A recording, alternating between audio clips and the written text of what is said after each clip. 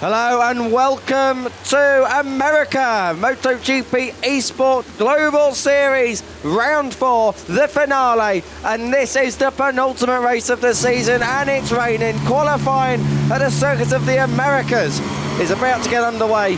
Wet weather is going to prove to be a nightmare for some of these riders. We've seen the wet weather before, has caught many riders out. Think back to Motogp and round 2. Kiko Giles and Jack Gores bringing you the action here for this big finale, where we will see a champion crowned at some point this weekend. So there, if you wanted to make Kota one of already the most difficult tracks in MotoGP any harder, well, just add some rain into the mix, and that's exactly what we've done. Certainly going to be a difficult one, as already we've seen Trastevere have a little bit of a spill on his outlap, but no such worries for there, as it is only an outlap. We are looking at the man that has been a little bit of a pole position mastermind this year so far. Don't want to spoil the Tissot sprint qualifyings, but I will spoil it just a fraction. It wasn't on pole, so make sure you go back and have a look at that if you've skipped straight forward to race 1 qualifying. But Kota then, predictions, Kiko, give me one name. I don't know. You've got to throw. Where's that big bus just coming in from? I'm going to go Jackhammer, I think, for this. Boring. Or should I? No, I'll tell you what. Given his form last time out, I think he's going to be wanting to bounce back from Argentina. Adrian. I think Adrian, who's, if you haven't seen the sprint qualifying from Argentina, down in the last row, on his own, on his onesies, 10th place for Adrian. He'll be looking to come out fighting here. You saw at the start of this lap, everyone cutting the big S's at the start. That's to save a bit of time. It's the longest lap on our calendar for MotoGP eSport. 2 minutes a lap in real life, more or less, so you expect it to be a little bit quicker for the game itself. But we're already on this outlap in the rain. Less than 13 minutes to go, so it's taken them 3 minutes just to get out of pit lane and round across the line to start what will be their first flying laps. Everybody taking a wide sweeping apex onto the front straight. This is going to be a lottery, Jack. Yeah, it certainly is. So before times come filing in, just a little bit of housekeeping. Actually, it's the rider that's just crashed out. If you didn't watch the sprint qualifying earlier, we explained, well, we'll just explain here so you're all caught up to date. Piero Ricciuti is standing in for Miki Raikkonen. Unfortunately, Miki Raikkonen won't be taking part in the final round due to personal reasons, so we wish him all well.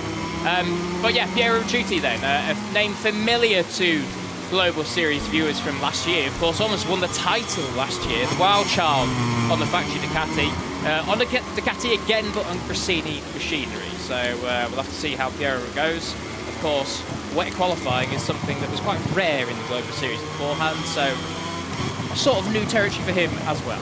Remember back at Motegi, Jack, we saw Trash 73. He left it very, very late indeed to set that banker lap time. It did put him on the front row in the end, I believe. You don't really want to be leaving it late round here, though. It's a long track, is Kota. You want to get that banker in. We saw in Argentina how important a banker lap can be in the sprint qualifying. And when you've got a long track like this, Kota being so long, it's just as important here. We're looking at Adrian. He was the rider who suffered the most, I think, back in Argentina. He doesn't want to suffer anymore here, though. So far, so good. Red sectors everywhere. No lap time set at the moment, so that is all purely academic and fairly obvious. But when we get the first laps across the line, we'll see what reference times we have going forward for the final 10 minutes of this session. Yeah, so last couple of corners then for Adrian. Let's see what he can do. First representative lap time that is going to be on the board. Of course, Adrian, the reigning champion, won it last year in 2022, but so far in the races in 2023 has not won a single one just yet. So Adrian really needs to get the monkey off his back. Hopefully he'll be able to do that by putting in good qualifying time here. What's the banker mark going to be then? It is a 2:08.776. Certainly not a bad lap time in the wet around Kota. Of course, they only do about 2 minutes in the dry. Davide Teresi goes into second with Daniele Aloe third, and they all seem to file in behind Adrian, so that 2:08.7 is pretty handy. Let's see how it holds up. 10 minutes to go still. First laps in then, and of course we do expect time should tumble as the riders get more acquainted with the difficult track conditions, like you said at the top of the show, Gorst. It is a tricky track at the best of times. You don't want a rain shower around here. Daniele Aloe looking at one. Oh, Teresi has crashed out, so that's one lap he's not going to be improving on. So, 0.8. yeah, Teresi down and out of this, his second flying lap.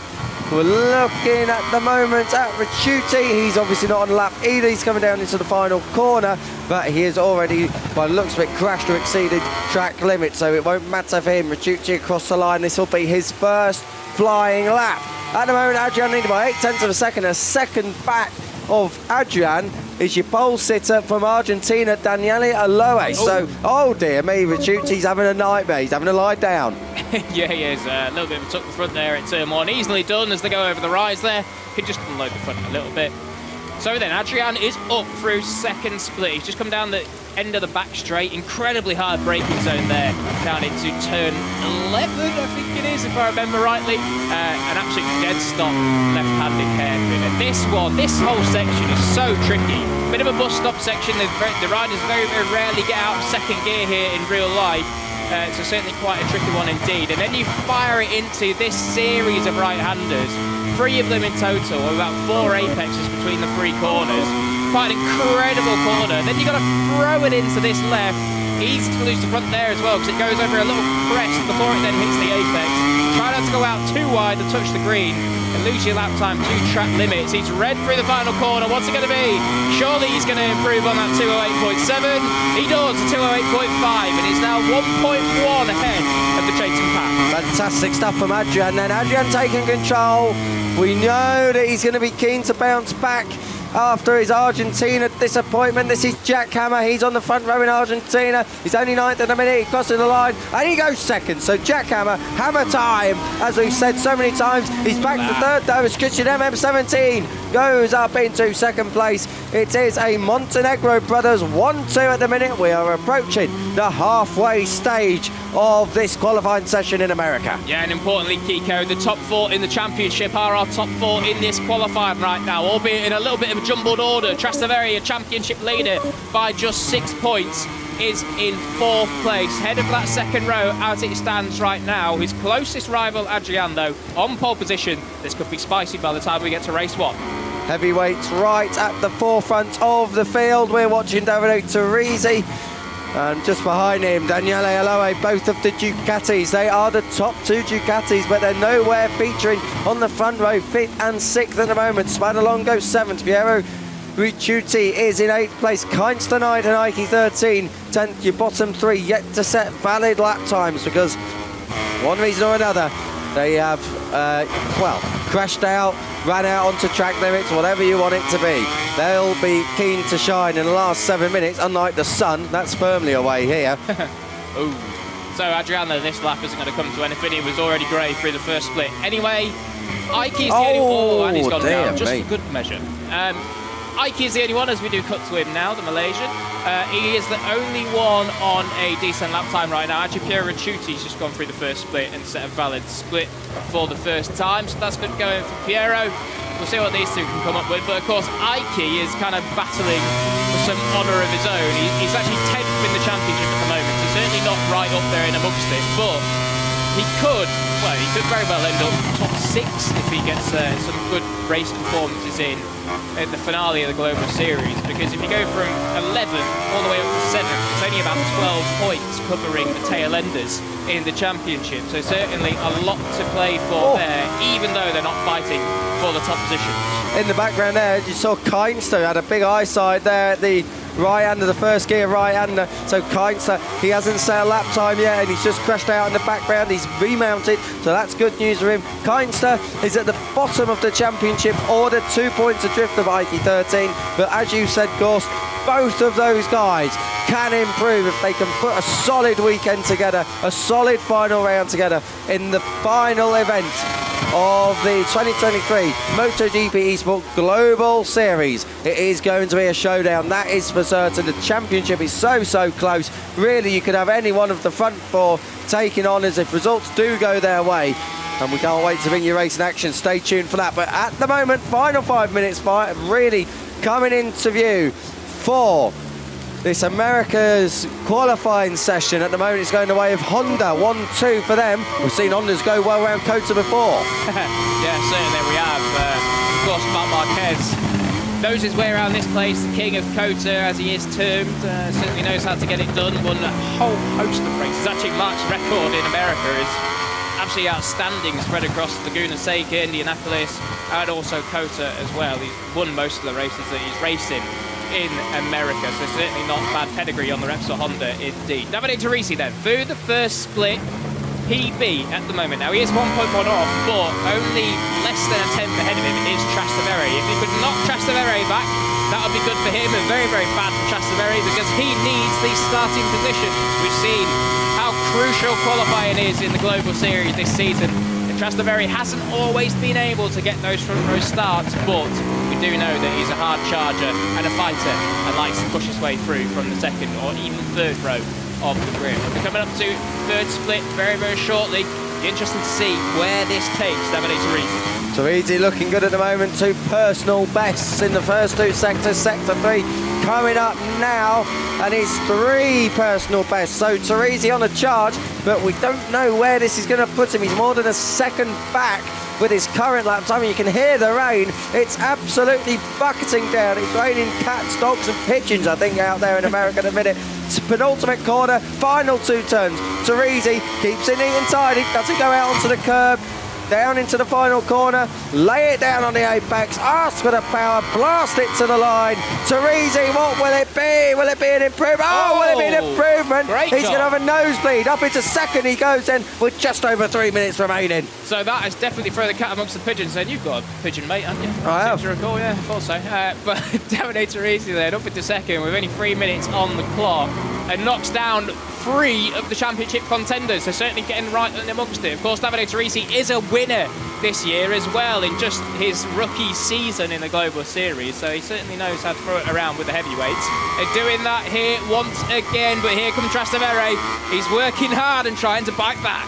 Mandalika was the place where Teresi took that victory. Look at that, slithering and sliding around. There's a snake on the circuit. Trast into the dead stop hairpin before the longest straight on the calendar, or at least one of the longest straights on the calendar, gets it right out to the white line. Now, up through the gears, he's going to be blasting over this bumpy back straight. It really is an absolute roller coaster. It's almost like Porsche Mouse condensed into 1 kilometre. Down into the dead stop hairpin.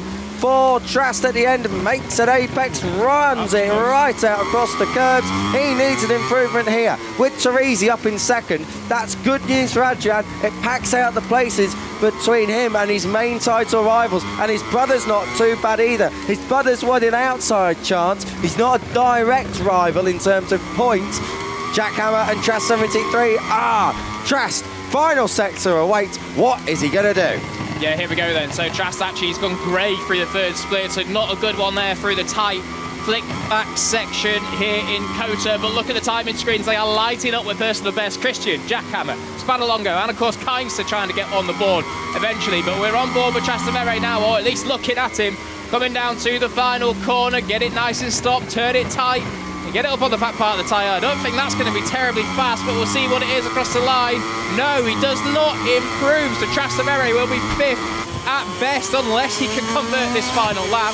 Jackhammer then, he's coming through. He's only 3/4 of a second behind, and just exactly 1/10 ahead. He's got Christian MM17, the rider that sits behind him, in the championship chase. Where's this going to take him? Front row. Hips him by, what's that, 1/2 tenth. Good job from Jackhammer. Jackhammer gets it done, so front row feathers are definitely being ruffled here. Hammer, oh dear me, flying as a wingman, Christian MM17, the Montenegro brothers. It's a 1-2, it's a Honda 1-2 as well. Adrian has got help on that front row. Places packed out at the moment. Jackhammer's going for another lap, of course. He was up provisionally on the front row. Trast is going for another lap as well. Personal best there. But Adrian, second in this title race, and only 6 points adrift of Trast, has got 2 of the heavyweights, 2 of the race winners in 2023, putting a bit of space between him, the informed Jackhammer, and long-time championship leader Trast. Well, you say wingman for Christian. for Adrian. Well, I doubt it. There's only 22 points between them from first to fourth in the championship. And don't forget, we've got double points on offer at the final round of the Global Series. So certainly loads of margin to be able to switch those two, even though they're 22 points apart. So, I mean, Wingman, there might be a little bit of internal conflict going on in the Montenegro household, but we'll have to wait and see how that all plays out. Here is the section then where Trastaveri's lap fell apart last time around. Can he be a little bit smoother, a little bit faster, a bit neater this time? We're coming through. Yes, he is. He's on a PB. 1 second off. Where's this going to take him? He needs to find at least 4 attempts to be able to pip Jackhammer. Final sector, a massive final 2 corners for Trast here. He is your championship leader. Almost from the start of this season, he's been your championship leader. 1 corner to go in what could be one of the biggest pole laps of the season. Will he get it anchored up at the final turn? He gets it down to an apex. Now he drives for the line. Trast across the line, stays 5th, and Jackhammer doesn't look like he's going to improve either. I think Jackhammer's actually gone off at the final turn. So that looks like it is that. Adrian with a pole position, and a much needed one at that. Christian, his brother's going to be 2nd. Jackhammer crosses the line, stays 4th behind Teresi. So it is Adrian on pole from his brother Christian in number 17. Davide Teresi completes the front row. Jackhammer 4th and Trastavere 5th, the championship bigwigs. Here's 6th, Daniele Aloe from Spadalongo, Ike, Keinster and Piero Ricciuti.